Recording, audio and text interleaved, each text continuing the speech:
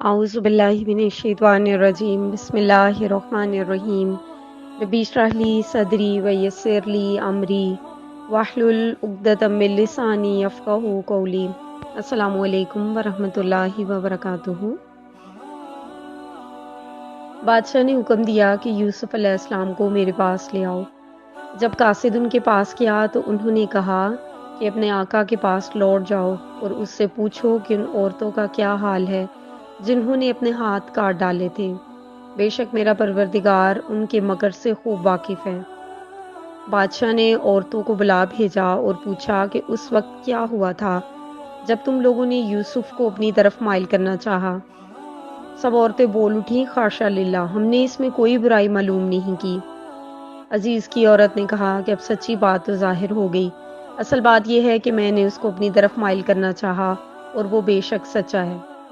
यूसुफ अलैहिस्सलाम ने कहा कि मैंने ये बात इसलिए पूछी है कि अजीज़ को यकीन हो जाए कि मैंने उसकी पीठ पीछे उसकी अमानत में ख़यानत नहीं की और अल्लाह ख़यानत करने वालों के मकर गवारा नहीं करता। और मैं अपने आप को पाक साफ नहीं कहता क्योंकि नफ्से अम्मारा इंसान को बुराई ही सिखाता है, मगर ये कि मेरा रब परवरदिगार रहम करने वाला और बख्शने वाला है।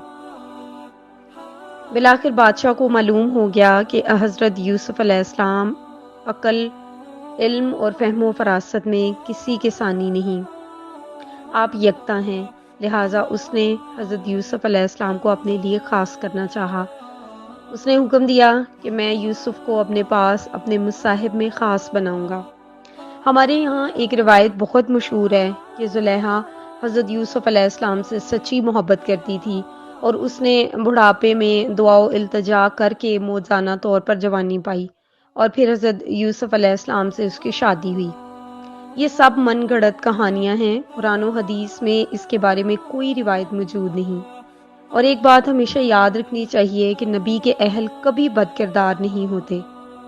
अगर आप ज़ुलेहा के किरदार पर नज़र डालें तो उसने अपने शोहर के निकाह में होते हुए हज़रत यूसुफ अलैहिस्सलाम को ज़िना की दावत दी और बिलाखिर उन्हें कैद खाने में पहुंचाने का बाइस बनी।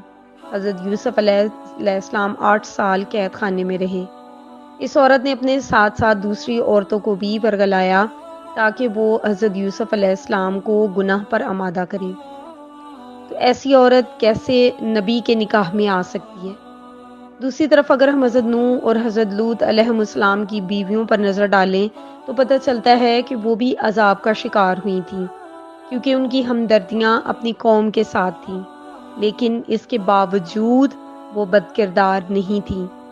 लिहाजा ज़ुलेहा की जवानी और हज़रत यूसुफ अलैहिस्सलाम के निकाह में आने वाली सारी बातें घड़ी हुई हैं, ये किसी जगह से साबित नहीं।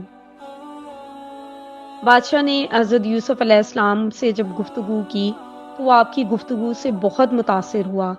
उसने हज़रत यूसुफ अलैहिस्सलाम को ओहदा पेश करना चाहा तो हज़रत यूसुफ अलैहिस्सलाम ने कहा कि मुझे इस मुल्क के ख़जानों पर मुकर्रर कर दीजिए क्योंकि मैं हिफाजत भी कर सकता हूँ और इस काम से वाकिफ़ भी हूँ। अल्लाह ताला कुरान पाक में फरमाते हैं, इस तरह हमने यूसुफ अलैहिस्सलाम को मुल्क यानी मिस्र में जगह दी और वो इस मुल्क में जहाँ चाहते थे रहते थे। हम अपनी रहमत जिस पर चाहते हैं नाजिल करते हैं और नेकूकारों के अजर को ज़ाया नहीं करते। और जो लोग ईमान लाए और डरते रहे उनके लिए आखिरत का अजर बहुत बेहतर है। एक और जगह बताया जाता है कि हज़रत यूसुफ अलैहिस्सलाम को बहुत ही मुकाम और आला मर्तबा अता किया गया। हज़रत यूसुफ अलैहिस्सलाम की बेहद इज़्ज़त अफजाई की गई, आपको पूरे मिस्र का हाकिम बना दिया गया।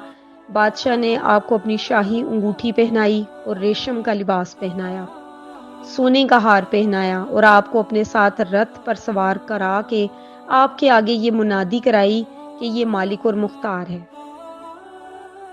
अल्लाह ताला कुरान पाक में इस चीज़ को बारहा बयान करते हैं कि किस तरह हमने यूसुफ को मुल्क का कब्ज़ा दिया, वो जहाँ चाहे रहे सहे, यानी कैद और तंगी की ज़िंदगी गुजारने के बाद पूरे मिस्र में खुद मुख्तारी अता की गई।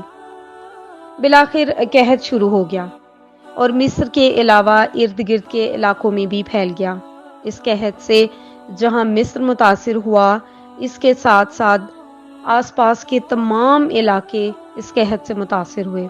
لیکن چونکہ مصر میں قحط سے نپٹنے کے لیے مناسب اقدامات ہو چکے تھے، لہٰذا اس دور میں مصر ایک بہت بڑی معاشی منڈی بن گیا، یعنی مصری عوام بھی قحط سے محفوظ رہی اور ساتھ ہی ساتھ دور دراز سے لوگ غلہ لینے کے لیے مصر کا رخ کرنے لگے۔ مصر اس زمانے میں ایک متمدن ترقی یافتہ علاقہ تھا، لہٰذا یہاں داخلے کے لیے چوکیاں بنائی گئیں جہاں پر محافظ آنے جانے والوں کی پوری جانچ پڑتال کرتے تھے۔ ارد گرد کے علاقوں میں جب قحط پڑا تو کنعان بھی اس مصیبت کا شکار ہو گیا۔ حضرت یعقوب علیہ السلام کے خاندان کا گزر بسر عموماً بھیڑ بکریوں کی افزائش پر تھا۔ اس کے علاوہ قبیلے کی عورتیں فارغ اوقات میں رسیاں بٹتیں اور بوریاں سیتیں۔ جب مصر کی طرف جانے والے قافلے یہاں رکتے تو ضرورت کے مطابق ان سے رسیاں اور بوریاں لے کر اناج اور ضرورت کی دوسری چیزیں انہیں دے جایا کرتے، لیکن اب قحط تھا اور اس کی وجہ سے مویشی خوراک نہ ہونے سے مرنے لگے اور قافلوں نے بھی ادھر کا رخ کرنا چھوڑ دیا۔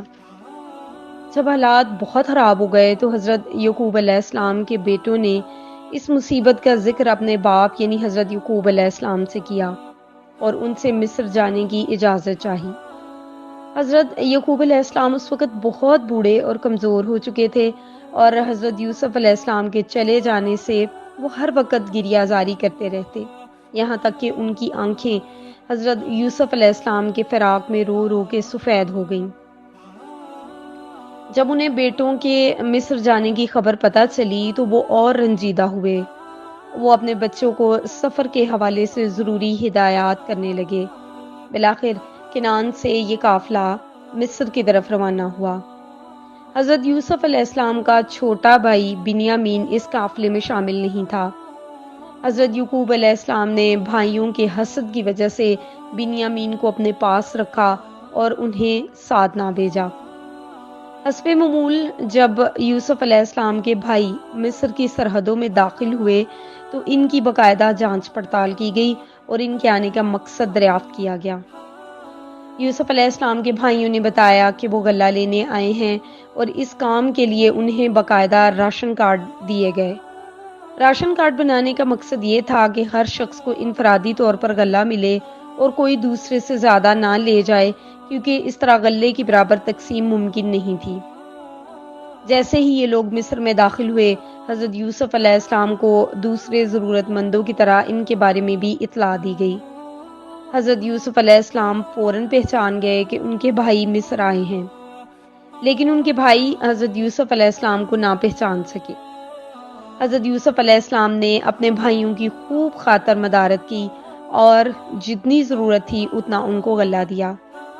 جب غلہ خریدا جا رہا تھا تو بھائیوں نے اپنے بھائی بنیامین کے لیے بھی غلے کی درخواست کی۔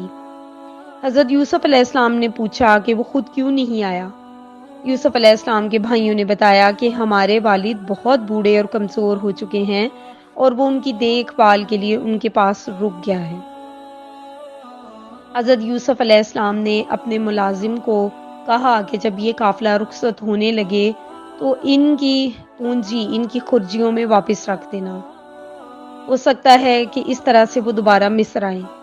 ملازم نے ایسا ہی کیا، لیکن اس سے پہلے انہیں آگاہ کر دیا کہ اس بار تمہیں تمہارے بھائی بنیامین کے لیے غلہ دیا جا رہا ہے، لیکن اگلی مرتبہ قانون کے مطابق ایسا نہیں ہوگا۔ اگر تم اسے اپنے ساتھ لاؤ گے تو ہی اس کے لیے غلہ لے جا سکو گے۔ اس پر بھائی پشیمان ہوئے کیونکہ وہ جانتے تھے کہ یعقوب علیہ السلام اس معاملے میں ان پر بھروسہ نہیں کریں گے۔ جب یہ قافلہ کنعان پہنچا تو ان لوگوں نے قبیلے والوں کو مصر کا سارا حال سنایا اور عزیز مصر کی خوب تعریفیں کی، لیکن ساتھ ہی انہوں نے یعقوب علیہ السلام کو بتا دیا کہ اگلی بار بنیامین ہمارے ساتھ روانہ ہوگا۔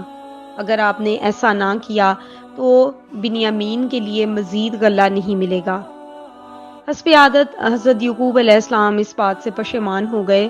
پھر انہوں نے غلہ کھولا تو اس میں ان کی پونجی پائی گئی۔ وہ مزید خوش ہوئے اور یعقوب علیہ السلام سے کہنے لگے کہ دیکھیں، اس سے زیادہ ہماری کیا قدر ہوگی کہ عزیز مصر نے ہماری پونجی بھی واپس رکھ دی ہے۔ وہ دراصل حضرت یعقوب علیہ السلام کو اس بات پر راضی کرنا چاہتے تھے کہ اگلی بار روانگی میں بنیامین ان کے ساتھ ہو۔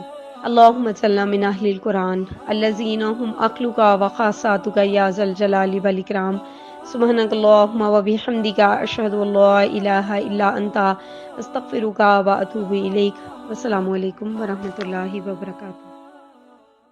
حسبي ربي جل الله ما في قلبي غير الله نور محمد صلى الله لا إله إلا الله حسبي ربي جل الله